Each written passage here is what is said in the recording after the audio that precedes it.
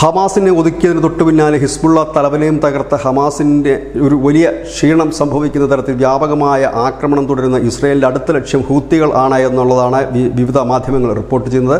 ഹൂത്തികളാണ് ഇപ്പോൾ ഇസ്രയേലിനെതിരെ ballistic missile അടക്കം തൊടുത്തുവിടുന്ന രീതിയിലേക്ക് കാര്യങ്ങൾ മാറുന്നു. ഈ ഹൂത്തികളുടെ നിയന്ത്രണത്തിലാണ് യമൻ്റെ ഭൂരിഭാഗം പ്രദേശങ്ങളും. ഈ ഹൂത്തികൾ ഇസ്രയേലിന് മാത്രമല്ല തലവേദന സൃഷ്ടിക്കുന്നത്, ചെങ്കടലിലൂടെയും സൂയസ് കനാലിലൂടെയും കടന്നു പോകുന്ന വാണിജ്യ കപ്പലുകൾ കൊള്ളയടിക്കുക, തകർക്കുക, ഒപ്പം തന്നെ അവയെ തടഞ്ഞു വെച്ചുകൊണ്ട് വലിയ തുകയ്ക്ക് വിലപേശുക തുടങ്ങിയ കാര്യങ്ങളൊക്കെയാണ് കാലാകാലങ്ങളിൽ ചെയ്തുകൊണ്ടിരുന്നത്. ഇതുമൂലം വലിയ നഷ്ടമാണ് ഇതുവഴി കടന്നു പോകുന്ന കപ്പലുകൾക്കുണ്ടായിരുന്നത്. 2022-23 കാലഘട്ടങ്ങളിൽ 25,911 വാണിജ്യ കപ്പലുകളാണ് ഇതുവഴി കടന്നുപോയതെങ്കിൽ ഇവരുടെ ഭീഷണി മൂലം ഇല്ലെങ്കിൽ അക്രമം മൂലം, പിടിച്ചുപറി മൂലം 2024 അത് 20,148 കപ്പലായി കുറഞ്ഞു. ഇപ്പോൾ തന്നെ പല രാജ്യങ്ങളും ആയിരക്കണക്കിന് കിലോമീറ്റർ ചുറ്റി മറ്റു വഴികൾ തേടിയാണ് ലക്ഷ്യസ്ഥാനത്തെത്തി ചരക്കിറക്കുന്നതും ചരക്ക് കയറ്റിക്കൊണ്ടു പോകുന്നതുമൊക്കെ. ഇത് വലിയ നഷ്ടം തന്നെ സംഭവിക്കുന്നു. ഇത് ഇസ്രയേലിന് മാത്രം ഒരു ഭീഷണിയല്ല ഹൂത്തികൾ. കാരണം യൂറോപ്യൻ കൺട്രീസ് അടക്കമുണ്ട്. അമേരിക്ക മുൻപ് പറഞ്ഞത് ഈ ഹൂത്തികളെ തീർക്കുവാനായിട്ട് എല്ലാ രാജ്യങ്ങളും ഒന്നിച്ച് നിൽക്കേണ്ടത് അനിവാര്യമാണ് എന്ന് പറയുന്നു. ഈ ഒരു സാഹചര്യത്തിലാണ് ചെങ്കടലിലടക്കം